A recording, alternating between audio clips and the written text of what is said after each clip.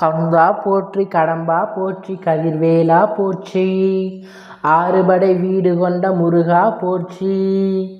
என் பிள்ளையே, இன்று உன் மீது கடுமையான கோபத்தில் இருக்கிறேன். காரணம் என்னவென்றால், இந்த பதிவினை நீ முழுமையாக கேட்டு தெரிந்து கொண்டு நான் சொல்லக்கூடிய விஷயத்தை நீ செய்தாக வேண்டும். அப்போதுதான் என் கோபமானது தணியும். உன் இல்லத்தை தேடி நான் வருவேன். இல்லை என்றால் நீ அலட்சியம் செய்து கொண்டே இருந்தால், என் வார்த்தையை மீறி செய்து கொண்டே இருந்தால் நிச்சயம் உன் இல்லத்தை தேடி வரமாட்டேன். இது இந்த முருகனின் ஆக்ரோஷமான கட்டளையும் கூட. அதனால் என் தங்க பிள்ளையே, என்னை குளிர்விக்க வேண்டும். உன் உள்ளம் தேடி நான் வர வேண்டும் என்றால் இந்த பதிவினை கேட்டு நான் சொல்லும்படி நீ நடந்து கொள்ள வேண்டும்.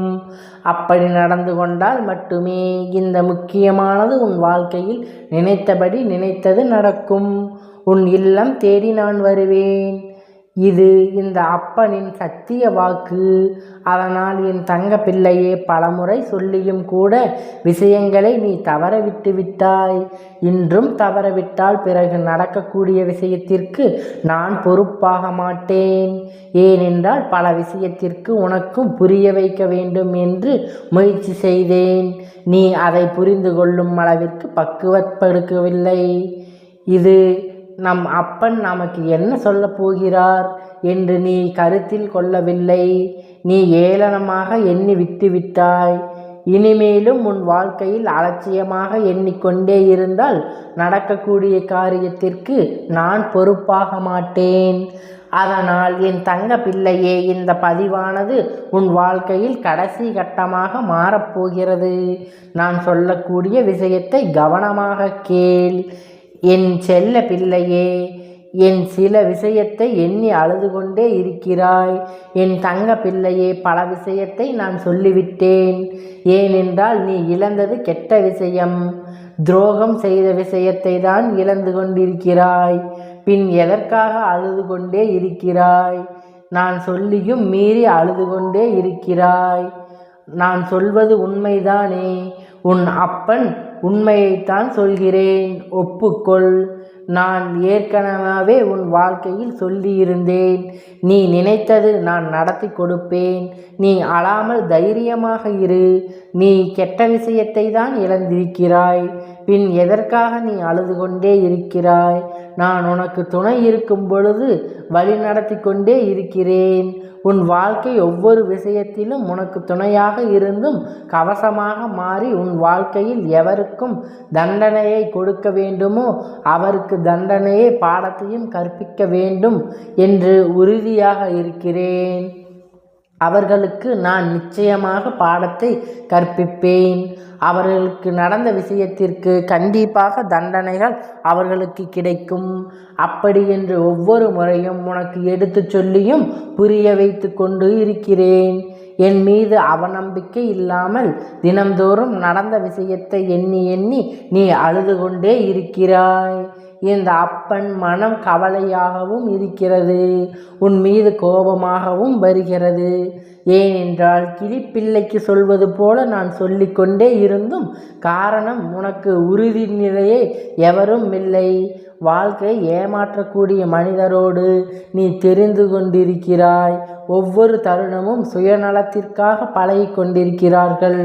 அதனால் தானே உன் வாழ்க்கையை வந்து அனைத்து நிலைகளையும் செய்து கொண்டிருக்கிறேன்.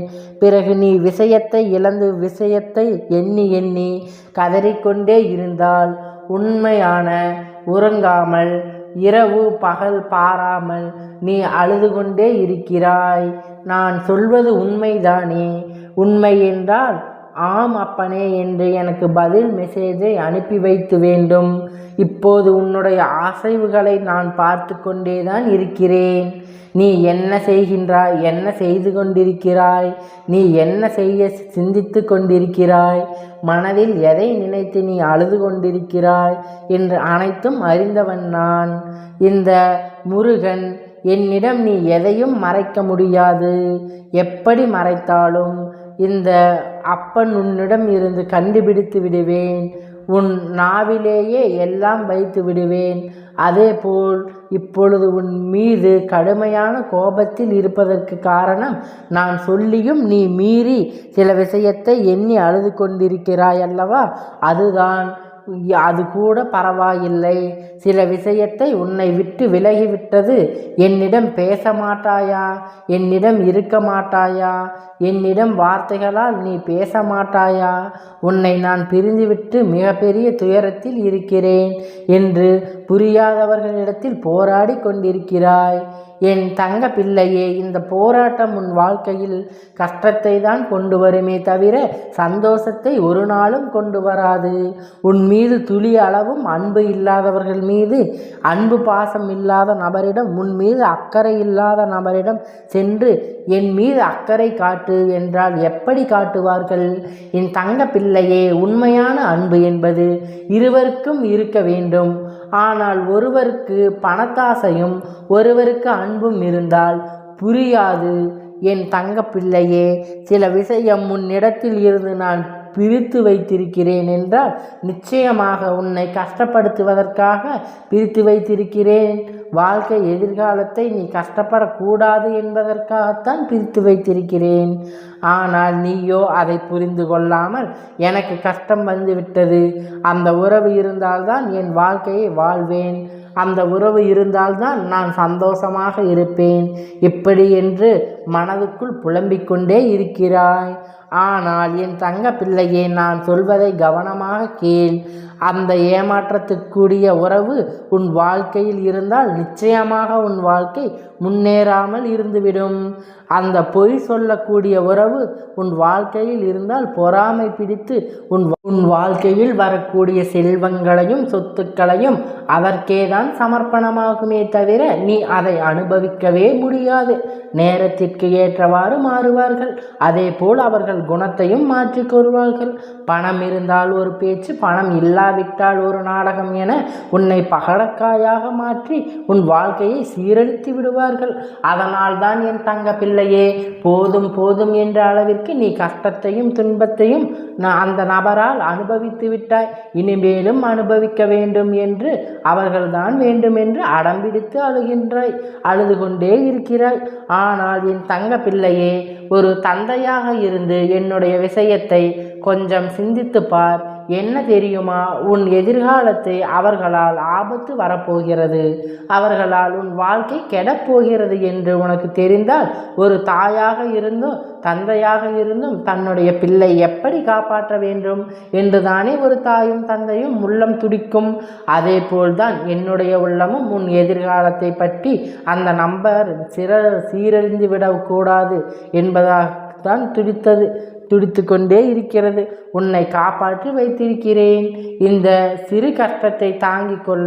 மிகப்பெரிய அளவிற்கு உனக்கு உண்டாக செல்வமும் மகிழ்ச்சியும் சந்தோஷமும் வெற்றியும் இந்த முருகப்பெருமான் உன்னை கொண்டு வந்து சேர்ப்பேன்.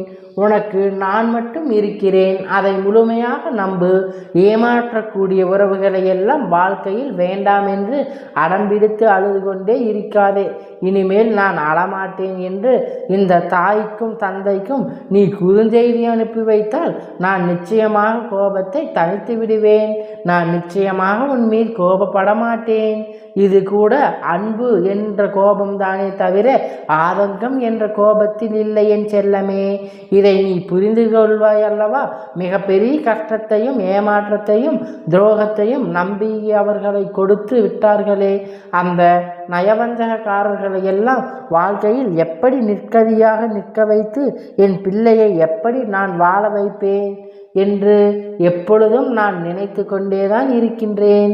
என் தங்க பிள்ளையே, எப்படி நான் வாழ வைப்பேன் என்று உன்னை நான் வாழ வைப்பதில் நீ காணப்போகிறாய். நல்ல உறவுகளை கொடுத்து போகிறேன். சொல்லை பார்த்து ஆசைப்பட்டது கனவாக போய்விடுமே என்று பயந்து கொண்டு அனைத்தையும் என் வார்த்தையை மீறி நம்பு. நீ சந்தோஷமாக இருக்க வேண்டும். அதற்காகவே இன்று இந்த பதிவினை இந்த தாய் தந்தையும் கொண்டு வந்து உன்னிடம் சேர்த்திருக்கிறேன். உன் செவிகளில் எட்டியது என்றால் தந்தை, நீங்கள் கோபப்படாதீர்கள், உங்கள் பேச்சை நான் கேட்பேன், நீங்கள் சொன்ன வார்த்தையை என்றும் நான் மீற மாட்டேன் என்று இந்த தந்தைக்கு சொல்லிவிடு. இந்த தந்தை பார்வையில் நான் பயணம் செய்வேன், தைரியமாக இருப்பேன்.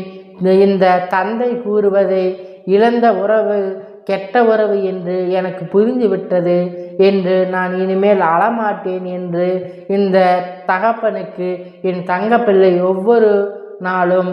ஏனென்றால் இந்த தாய் உள்ளமானது என் தங்கப்பிள்ளை நல்லது செய்து நல்லது நடக்கும், நல்ல விதமாக பார்த்து கொள்ள வேண்டும்.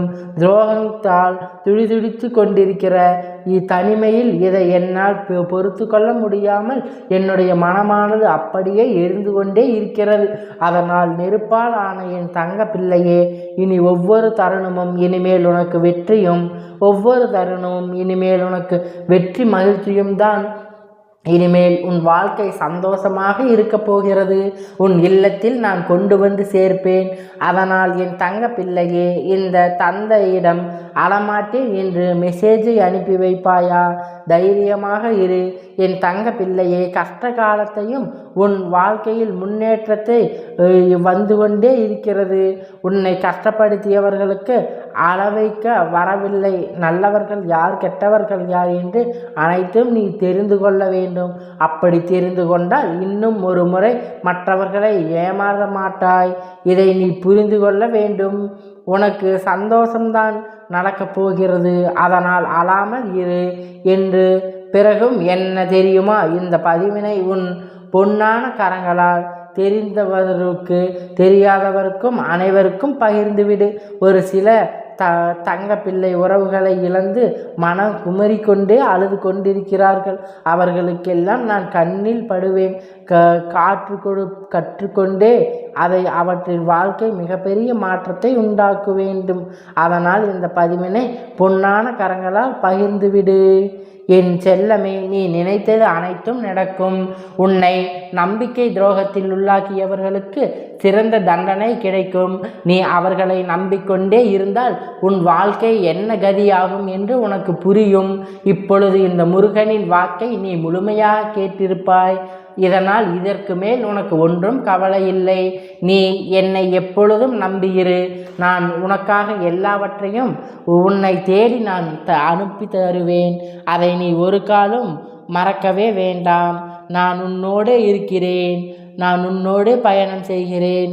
உன்னோடு எப்பொழுதும் இருப்பேன். இதை நீ எப்பொழுதும் மறவாதே என் செல்லமே.